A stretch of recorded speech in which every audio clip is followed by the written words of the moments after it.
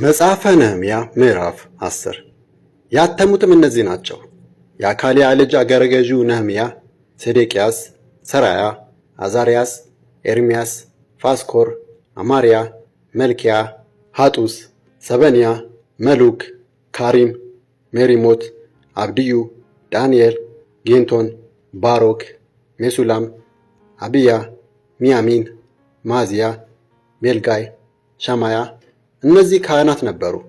ሌዋውያኑ የአዛንያ ልጅ ኢያሱ፣ ኬናዳድ ወንዶች ልጆች ቢንዊ፣ ቀድሜል፣ ወንድሞቻቸው ሰባንያ፣ ሆዲያ፣ ቆሊጣስ፣ ፌልያ፣ ሐናን፣ ሚካ፣ ረአብ፣ አሸብያ፣ ዘኩር፣ ሰራብያ፣ ሰበንያ፣ ሆዲያ፣ ባኒ፣ ብኑኒ።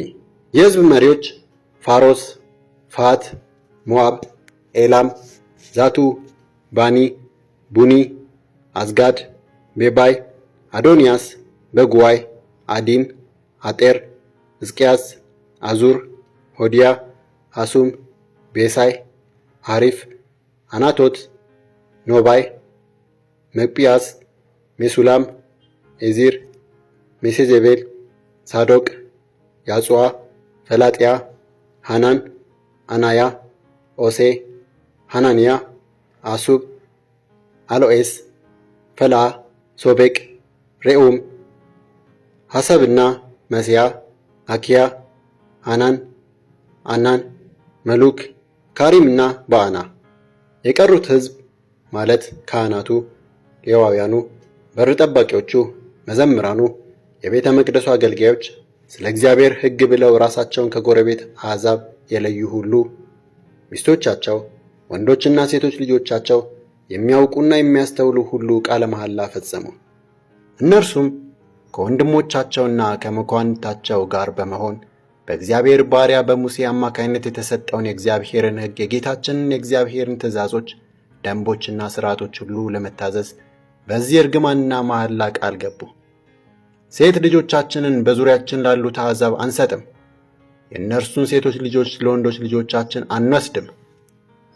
አሕዛብ ጎረቤቶቻችን በሰንበት ቀን ለመሸጥ ሸቀጣሸቀጥ ወይም እህል ቢያመጡህ በሰንበት ወይም በማናቸውም በተቀደሰ ቀን ከእነርሱ አንገዛም። በየ7 ዓመቱም ምድሪቱን እናሳርፋለን፣ ዕዳንም ሁሉ እንሰርዛለን። በየዓመቱ ለእግዚአብሔር ቤት አገልግሎት የሚሆን የሰቅል 1/3 ለመስጠት ቃል እንገባለን። ይህም በጠረጴዛው ላይ ለሚቀርበው ገጸ ኅብስት፣ ዘወትር ለሚቀርበው የእህል ቁርባን፣ የሚቃጠል መሥዋዕት፣ በሰንበት በወር መባቻና በተደነገጉ በዓላት ለሚቀርበው መሥዋዕት፣ ለተቀደሱ መባዎች፣ ለእስራኤል ሥርዓት ለሚቀርበው የኃጢአት መሥዋዕትና ለአምላካችን ቤት ሥራ ሁሉ የሚውል ነው። እኛ ማለት ካህናቱ፣ ሌዋውያኑና ሕዝቡ በየዓመቱ በተወሰነው ጊዜ በሕጉ እንደተጻፈው በአምላካችን በእግዚአብሔር መሠዊያ ላይ የሚነደውን እንጨት የእያንዳንዳችን ቤተሰብ መቼ ወደ አምላካችን ቤት ማምጣት እንዳለበት ለመወሰን ዕጣ ተጣጣለን። የሰብላችንና የእያንዳንዱን ዛፍ ፍሬ በኩራትም ወደ እግዚአብሔር ቤት ለማምጣት ቃል እንገባለን። እንዲሁም በሕጉ እንደተጻፈው የወንድ ልጆቻችንንና የቀንድ ከብቶቻችንን፣ የመንጋዎቻችንን፣ የበግና የፍየል መንጋዎቻችንን በኩራት ወደ አምላካችን ቤት ወደሚያገለግሉትም ካህናት እናመጣለን።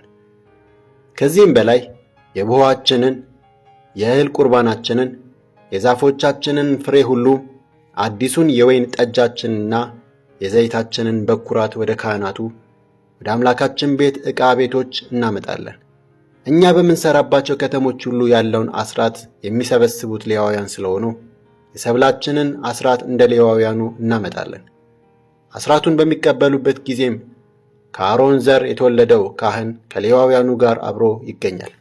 ሌዋውያኑም የአስራቱን 1/10 ወደ አምላካችን ቤት ወደ ዕቃ ማከማቻ ክፍሎች ያመጡታል። የእስራኤል ሕዝብና ሌዋውያኑ ጭምር ከእህሉ ከአዲሱ ወይን ጠጅና ከዘይቱ ያዋጡትን የመቅደሱ ዕቃዎች ወደሚቀመጡባቸው አገልጋይ ካህናት፣ በር ጠባቂዎቹና መዘምራኑ ወደሚያርፉባቸው ዕቃ ቤቶች ያምጡ። እኛም የአምላካችንን ቤት ቸል አንልም።